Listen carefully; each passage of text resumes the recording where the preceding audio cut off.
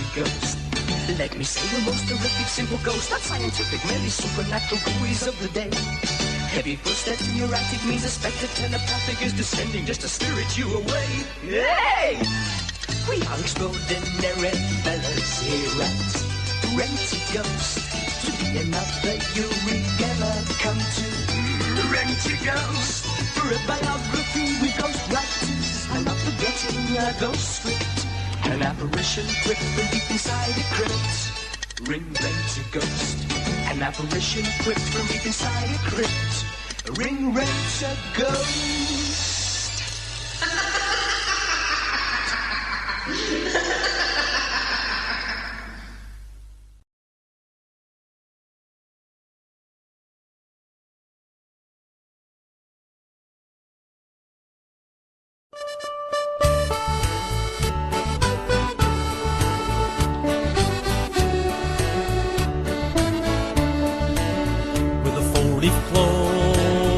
On my breast, and the green and white upon my chest.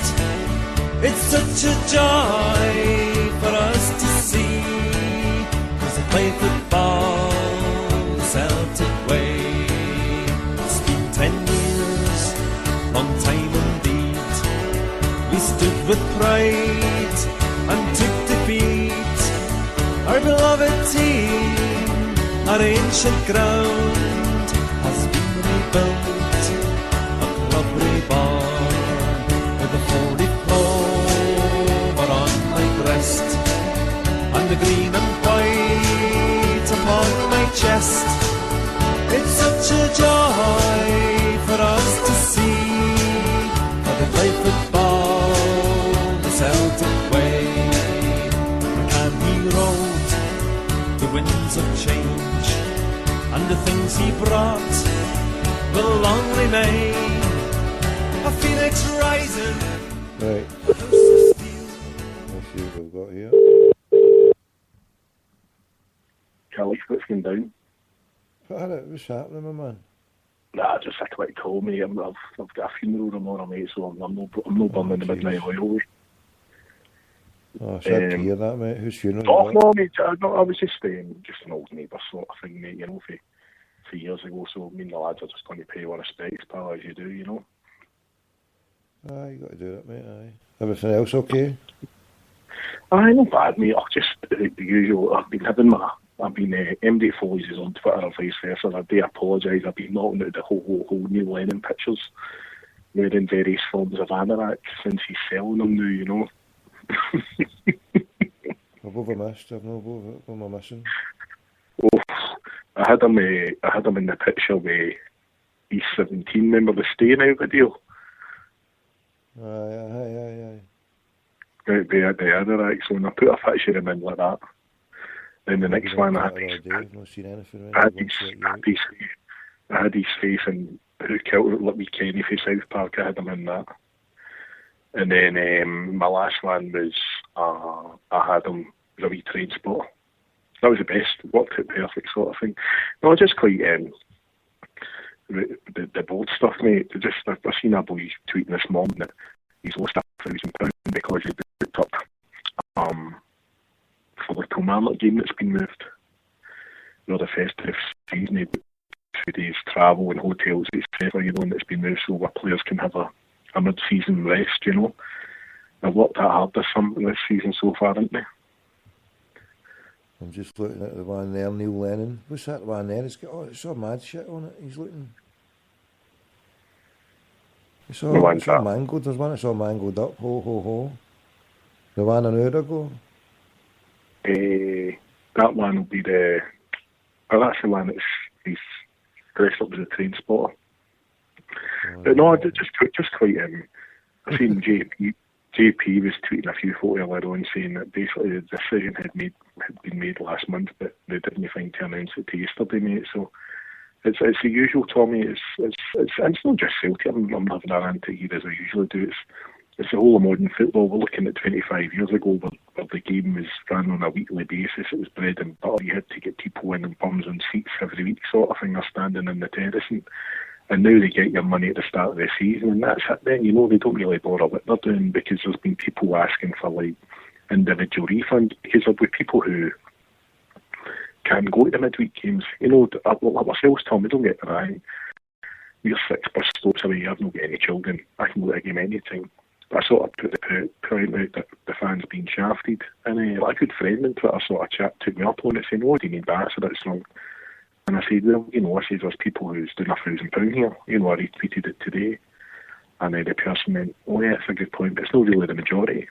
I said, "Well, listen, I'm saying this 6 bus stops to the stadium. I can go at night time." I says, the people who maybe work the twilight shift midweek, or they've got young families, you can't say to kids at the end of January, we're going to a Wednesday night game. And I know there's issues there's a lot of games we've not got a control over because of the evil one-eyed God that's your TV set, and how they dictate what goes on night, but I just very poor as usual, mate. There's no much good coming out, and I know there's a euphoria about Sunday's game. That was just Hearts reserves, mate. Now they've not got a team there, and I know they made Hearts youth team there, like, no Hearts reserves.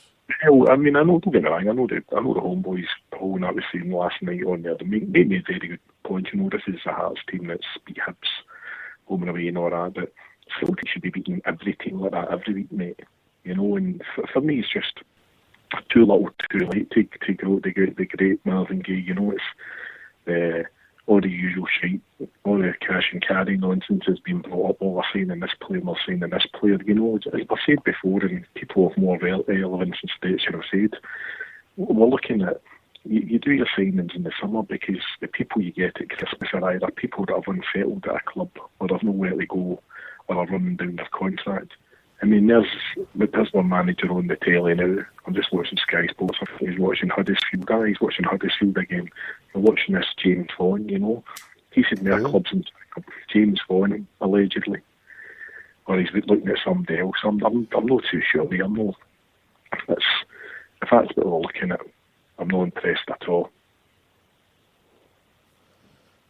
Never even heard of him, mate. What position does he play? He's a striker. He started off at Everton. He was a really, really good prospect, and he had a lot of injuries. And if you remember rightly, when Norwich came up to Celtic Park for the return friendly after the Paddy McCourt game, he was playing. He put quite a bad tackle on one of our players, if I remember rightly.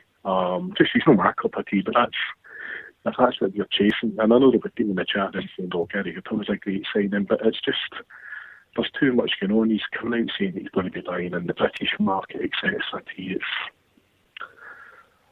I'm not very optimistic. I'm going on Friday night just to lighten up a bit. I've got a ticket, so I'm going to the Sons of Donegal bus. They're knocking out the Roll of Honour scarves, mate, which are going to be selling quicker than anything the club shop does. Indeed. So, looking forward to a shout out to anybody on the huddle board, especially Pure Tim. It says it's pure crash material. Yes, indeed. And if you've got a set of cojones and you want to come on and debate, it's 0141 416 1888. Hold on, I better read that out nice and slowly for the hard of thinking and slow of study. 0141 416. And just in case you're a lurking Hun, Pure Tim, it's 1888. Okay? So come ahead, Pure Tim. Phone us if you think you're hard enough. Come and have a debate or whatever you want to do. But anyway, carry on, crackpot.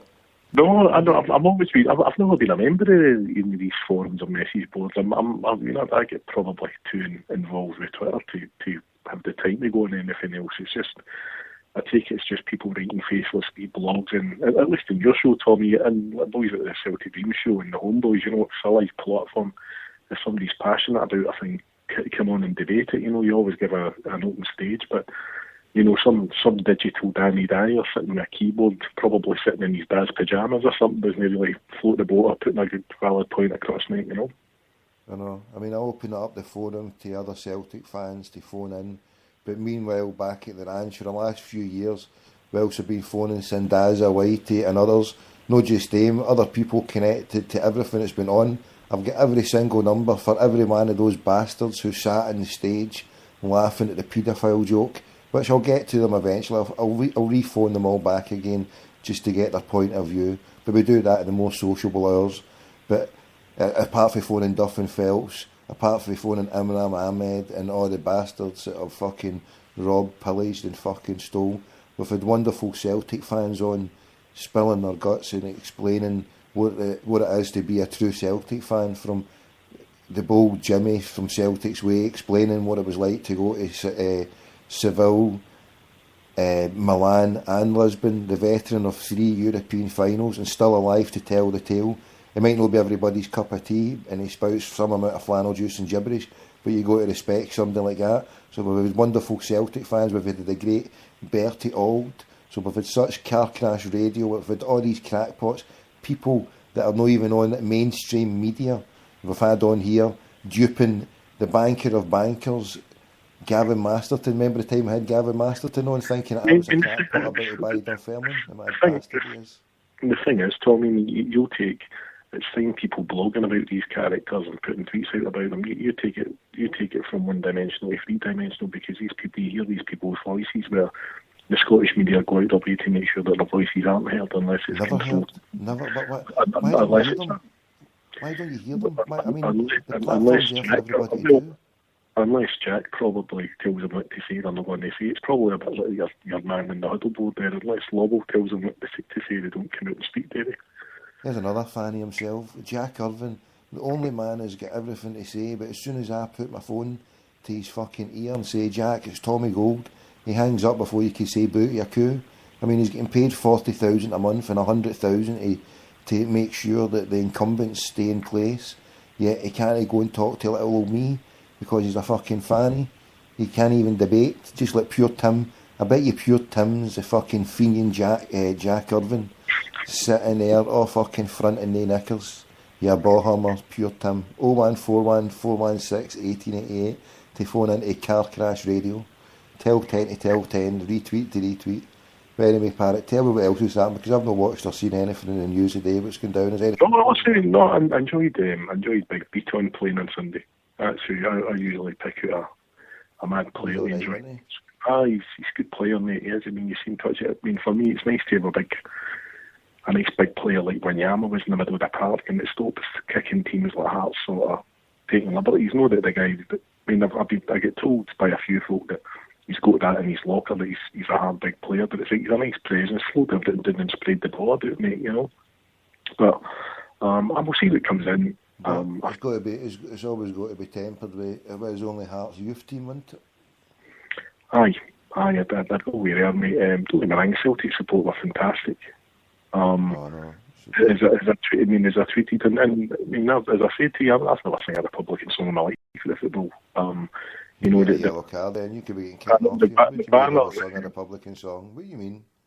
The banners. The banners that the Green Brigade hold up are basically just the song sheet for the away support every week.